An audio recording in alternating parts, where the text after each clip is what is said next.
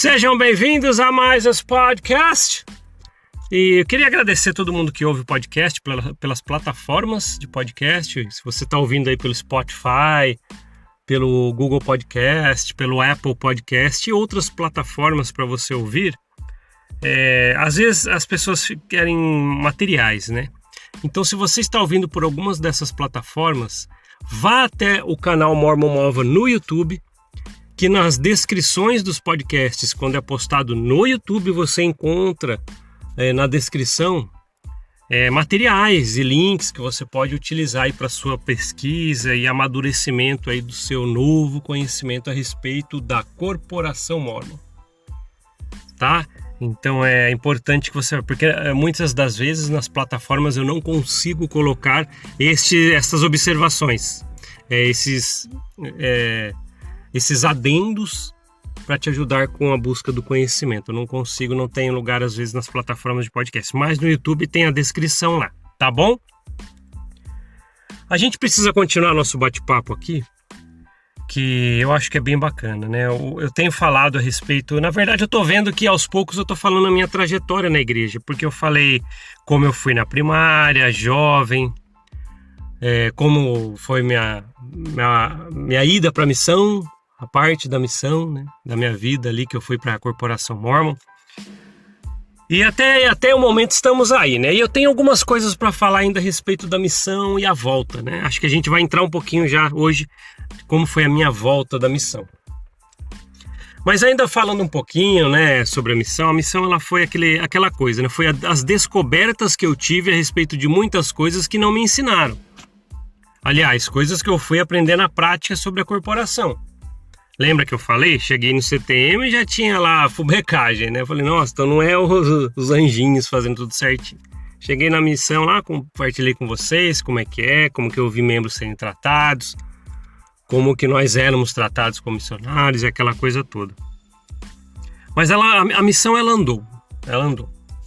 Conheci lugares e pessoas legais. Isso aí não dá pra negar, conhecemos mesmo pessoas bacanas. Mas é aquela coisa toda, né? Você vive sempre à margem do que você pode viver ali com dignidade, né? Porque se a gente já temos a visão de que ali deveria ser um trabalho, se você é um executivo de vendas, deveria ganhar como tal, porque olha como você trabalha afinco para a corporação. Mas é lógico que a passada de pano não, você estava trabalhando para o Senhor. Mas as pessoas que eu estou ali batizando vão pagar dízimo para alimentar a alta corporação que está andando de jatinho. E você, vou falar bem baixinho para você, e você acordando às 5 da manhã para trabalhar e ainda vai ter que limpar o banheiro da capela. Falei bem baixinho. E é isso, essa corporação é assim. A passada de pano por passada de pano, para você sustentar isto. Eu coloquei um recado aqui no YouTube, eu coloquei um recado como um vídeo, falando sobre o 7 de setembro, falei acho que 1 ou 2 minutinhos ali, e eu falei que a política é a mesma coisa, São muitos que se esforçam para sustentar o luxo de poucos. E a corporação Mormon é assim. A gente vai, batiza, e vai aumentando as pessoas, tal, e aumenta, e as pessoas vão doando o seu tempo, talento, bens, dinheiro. Para quê? Para sustentar a alta cúpula. É isso. Eles estão lá totalmente garantidos, né, com as coisas. E você? Suas coisas estão garantidas? Você consegue visualizar lá na frente? Eles visualizam, com as aposentadorias milionárias já estão visualizando. Você consegue visualizar? É assim que deveria ser? Um líder totalmente à frente de uma corporação multimilionária, com seus colegas da alta cúpula, vivendo no luxo? E você?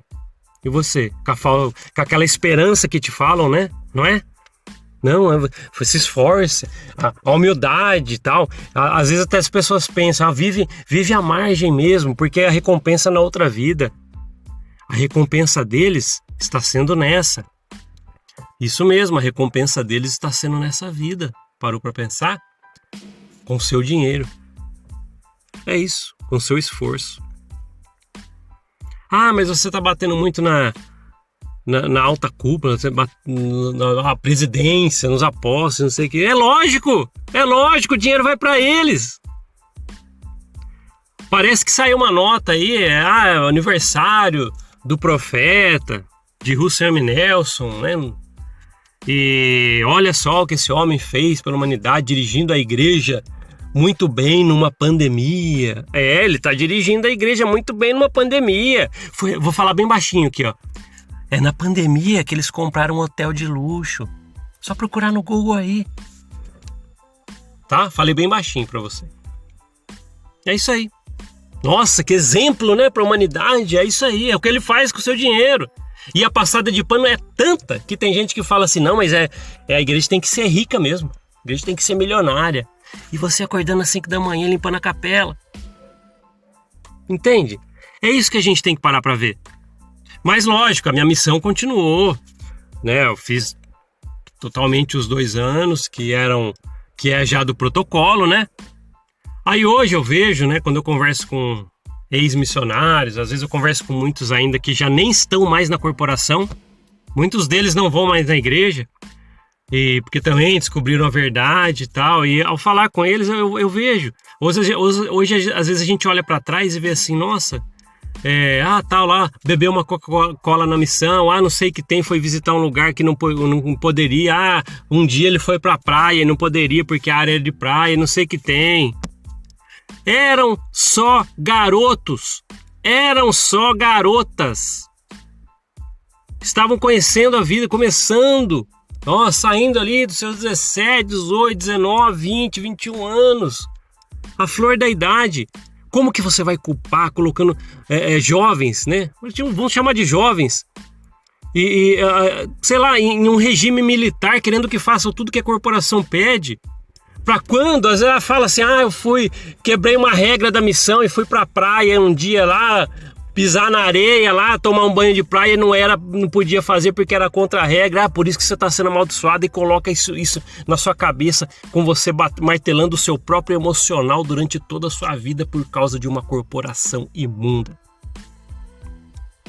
Tem pessoas boas, mas quando eu falo isso, eu volto a falar, corporação imunda é quem tá lá usando você de marketing, usando você de força de trabalho, massa de manobra. É isso. É isso. Aí a gente vê, né, que nem eu falei sobre o 7 de setembro, é isso.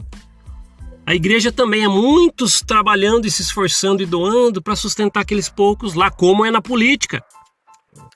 Eu até contei aqui para vocês um tempo, acho que não foi num podcast anterior que eu estava falando de como eu fui como missionário da igreja, que até conversei um tempo atrás com o missionário que fez a missão comigo na época lá, era o meu companheiro, nós andávamos naquela mesma área ensinando juntos, e foi ele da história que eu falei, a gente estava com fome no domingo, e ele falou, poxa, e agora é domingo, não pode comprar, na corporação Mormon, né? Pode comprar nada. Aí ele falou, vou comprar uma bolacha. Ele falou que passou-se 20 anos e ele ficou pesaroso com isso. Ele falou, será que as coisas não estão dando certo? Por isso, olha só o que fez com o emocional. Você fica pesaroso por uma coisa simples porque uma corporação falou pra você que você estava fazendo errado. Que é isso? Que é isso? Tá vendo só? É isso. Quando a gente fala assim, poxa, como ela, coerção, medo, que é aquela coisa que ninguém mais aguenta eu falar, é isso que eu tô falando. E perdura por muito tempo. Lembra até que eu pude falar assim, cara, esquece, éramos rapazes, estávamos com fome, cara. Esquece isso aí, bicho. É isso. E encerrou minha missão.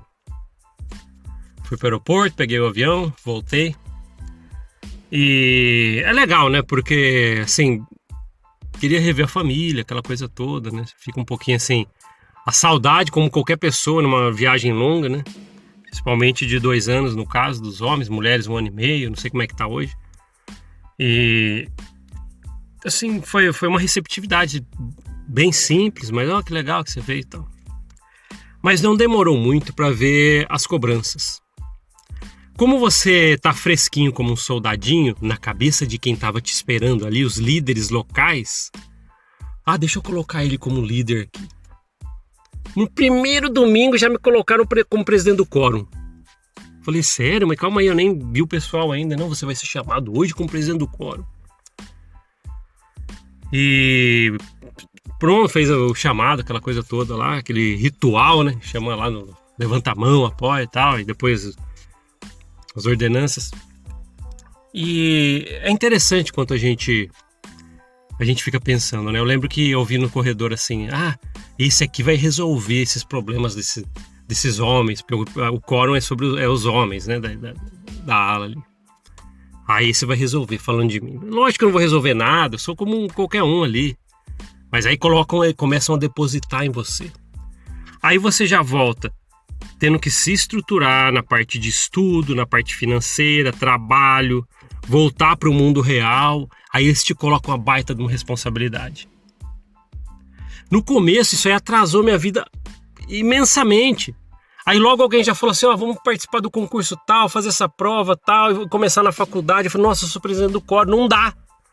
Olha que mente idiota, estúpida minha. Não, eu sou presidente do quórum, não vai dar pra mim fazer. Não ia, olha o que eu pensei, não vai dar pra fazer pra mim, benefício pra mim, pra minha vida. Não, vou fazer pra corporação, pra alta cúpula andar de jatinho lá, usar você como massa de manobra. Tá vendo? É lógico, né? Não parei, mas mesmo assim eu consegui fazer tal, estudo, faculdades tal. Mas eu senti sim o peso disso.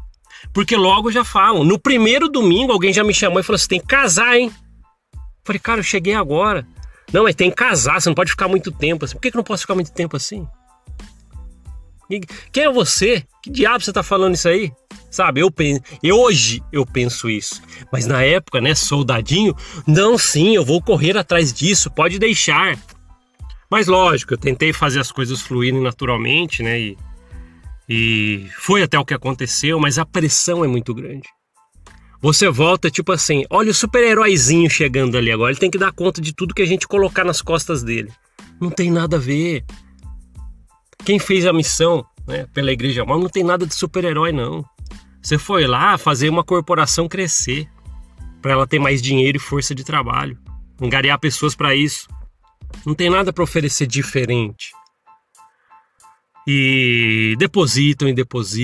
Isso eu conheci nessa mesma época pessoas que voltaram de outras localidades onde fizeram missão para a mesma ala que a minha, que fizeram missão em outro lugar, diferente de onde eu fiz. E quando eles retornaram, eu conversando com eles, sabe? A pressão era grande que muitos deles espanavam de vez, sabe? Nossa, eu preciso casar. E colocava a carroça na frente dos bois. E faziam isso mesmo. Então, não, é porque o meu bispo ali me chamou, falou que eu tenho que casar, tá? Então deixa eu ir por baixo. Eu lembro até hoje. Voltou, acho que na mesma época que eu da missão, a gente até conversava ali. E eu lembro que ele falou assim, olha, acho que fazia o quê? Um mês, acho que nem isso que a gente voltou da missão, que ele voltou acho que na mesma semana de outro lugar. Ele falou assim, olha, eu preciso ir para um baile, cara, eu vou pro baile aí. Eu falei, tudo bem, pode ir, mas por quê? Aí ele falou, não, porque o bispo me chamou, falou que eu tenho que encontrar alguém para casar, então eu tenho que ir nos bailes da igreja para achar alguém para casar. Que é isso, cara? Que nem comprar uma roupa nova, é? Que canalha para dar um... Hoje, as respostas seriam muito diferentes com a minha. Lógico, mas a vida, ela te dá ou te coloca no passo que você tem que estar naquele momento. Lógico, né, que as respostas que eu daria, se eu tivesse conhecimento de hoje, acabaria com aquele líder, mas eu sei. Poderia dar tantos conselhos para esse rapaz também. Sorte que eu ainda fui, né, levando um pouco tempo, tal, para tentar fazer as coisas mais natural possível, mas eu lembro, ele é uma pessoa que casou rápido, hoje já está no 3º casamento. Por quê? Lá atrás, um líder inconsequente que não sabe cuidar de pessoas falou para ele fazer isso. Ah, não, você já fez a missão, tem que achar alguém para casar agora. E ele estava condicionado a querer fazer as coisas da igreja que a igreja pede. É isso, ele queria fazer parte dos rituais, a ordenança do templo, que tanto falam. Ele queria ir lá logo. Quando ele conseguiu, teve um casamento infeliz, por isso que está no 3º. Aí hoje, que ele passou por 3 casamentos, falam mal dele. Mas ninguém fala lá atrás que um canalha deu um conselho totalmente errôneo para ele, porque não sabe nada de pessoas. Não sabe lidar com ninguém, o emocional de ninguém. E é isso que eu vi. E comigo foi a mesma cobrança. e tal. Aí tentei arrumar um trabalho, mas você não pode trabalhar muito, tal. Eu lembro que quando eu comecei a trabalhar, teve um trabalho que pediu para eu trabalhar domingo. E eu comentei isso, sabe? Até com pessoas da família. Eu tenho pessoas da minha família, próximos mesmo, que eles são firmaços na igreja. Trabalhar no domingo. Que isso? Então procura outro. E se fosse bom para mim? Se fosse me dar uma estrutura melhor? Olha que canalice que você ouve. Só que a gente fala canalice, mas não são as pessoas. É uma ideia canalha que corre dentro da corporação. E todo mundo reproduz o que a corporação é. Então vamos falar isso. Quando aparecer uma pessoa, trabalha domingo, vamos desestimular. A pessoa vai começar a estudar, mas vai atrapalhar o chamado dela, vamos desestimular. E pronto. Aí você vira aquele soldadinho perfeito que não fez por você e vai fazer pela corporação, que foi o que eu fiz muito tempo. Sorte que muitas coisas eu acabei vencendo e fazendo. Como eu falei, né? Faculdades, tal, estudos. Consegui fazer, mas muitos ficaram muito presos lá. Muito preso. Eu fazia tudo que a corporação pedia, só que eu tentava colocar isso, não, peraí, isso não dá pra mexer. Muitas das vezes, mesmo relutando, até dentro de mim, falei, não, isso não dá.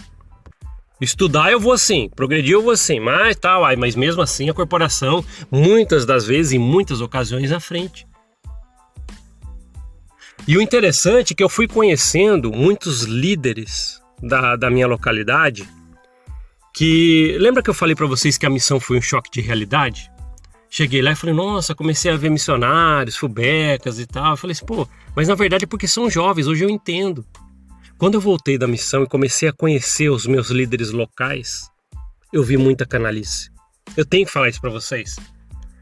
Às vezes as pessoas falam pra caramba pra mim, lá no podcast você não fala muito onde surgiu, onde foi o foco de hoje você ter esse sentimento pela corporação. Tava conversando com o Tom esses dias, a gente troca muitas mensagens, WhatsApp.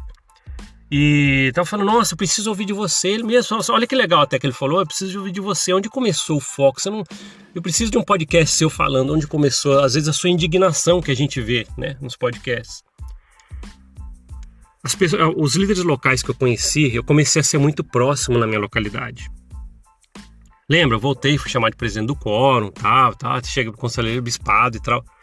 E com tudo isso, eu comecei a ficar próximo de pessoas que eram influentes em liderança na nossa área. Só que você vai conhecendo a fundo e muitos acabam se abrindo. E você vai conhecendo.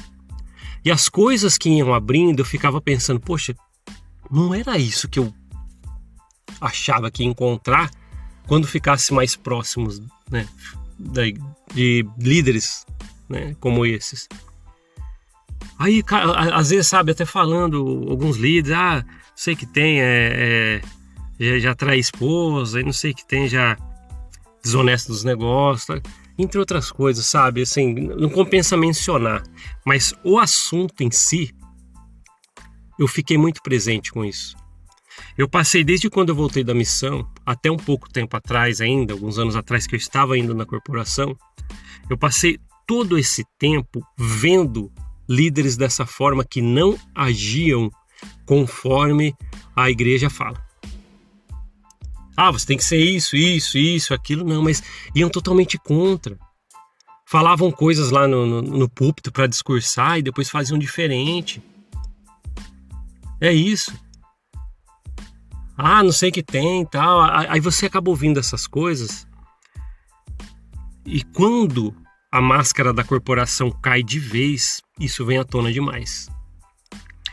Acho que esse, né, não querendo pular assim a cronologia da história que eu tô fazendo, a gente ainda tá na parte de eu voltar da missão, mas eu só vou colocar um pouquinho à frente, mais próximo de agora, a história. Mas quando eu acabei pesquisando sobre a corporação Mormon de verdade, já tava com as pulguinhas atrás da orelha, mas quando eu pesquisei de verdade, vem a indignação da rasteira de informação que não me falaram lá dentro. Só que no meu caso, essa proximidade com vários santinhos do pau oco me deu uma revolta tão grande, que eu falei assim, eu tenho que falar sobre isso. Eu preciso colocar isso em palavras e falar para alguém. Então aonde começou tudo isso, né? Essa revolta do cara do Mormon Mahova. Eu vi demais isso. As pessoas às vezes tentam passar um pano, ou é já aquele cultural da igreja. Não, mas eles são homens. Não acredite em homens, acredite em Deus. Mas quando eu vou lá, o primeiro cara que me chama para me dar um conselho numa sala é um homem. Quando eu vou lá fazer alguma coisa, o primeiro que me chama para uma responsabilidade é um homem que me chama. Quando alguém quer me repreender, a primeira coisa é um homem lá dentro. Preciso confessar alguma coisa, é esse homem que você tem que falar. E essa penca de liderança que eu conheci, que são mais sujos que pau de galinheiro, me veio à tona junto com toda a rasteira de informação que eu tive. Agora eu confirmei. Joseph Smith é assim mesmo, a história foi essa. Aí começou a remeter. Por que esses canalhas eram dessa forma? E ainda assim, como a gente sabe, quem viveu liderança sabe o que eu vou falar aqui, mas às vezes um líder ele comete algum erro bem grande e outros encobertam, porque às vezes tem rabo preso porque o outro também sabe do que o outro fez e assim por diante. E eu sempre tentei ser o mais correto possível, com aquele cabresto, né? E acabava ouvindo e sabendo as histórias. As coisas que eu me lembro são coisas que realmente eu testifiquei que é verdade. Fui lá, conheci, me mostrou, não, fiz isso mesmo, fiz isso. Sabe quando as pessoas se abrem? Aí você acaba pensando, olha só o que esse cara fez. E ele tá lá dentro da corporação. Hoje, enquanto eu tô gravando esse podcast para vocês, tem líderes desses que eu estou falando para vocês que estão lá com a maior cara de pau, liderando pessoas, né, com emocional fresquinho para eles derrubarem, arruinarem. E é isso que acontece. Então, ao voltar da missão, eu comecei a ter essa linha de conhecimento. Comecei a ver a fundo como que eram alguns líderes. E é isso, né? Aí as pessoas às vezes falam assim, então você, agora alguém já deve estar falando aí com a recomendaçãozinha no bolso. Então ele é indignado com a liderança. Não estou falando isso. Tem pessoas que eram muito boas, mas alguns que eu via o acobertamento que tinha, aquela coisa toda, isso me indignou. Por isso que às vezes eu vejo a atitude de alguns e falo, cara, eu nunca vi nem pessoas fora da igreja fazerem o que eles faziam. Eu tô falando de coisa séria. Caras que eram se for seguir os moldes da corporação Mormon, eram caras para serem julgados e excomungados pelas coisas que fizeram. Mas muitos deles, vou até falar baixinho para ninguém ouvir, mas muitos deles ainda estão lá liderando pessoas.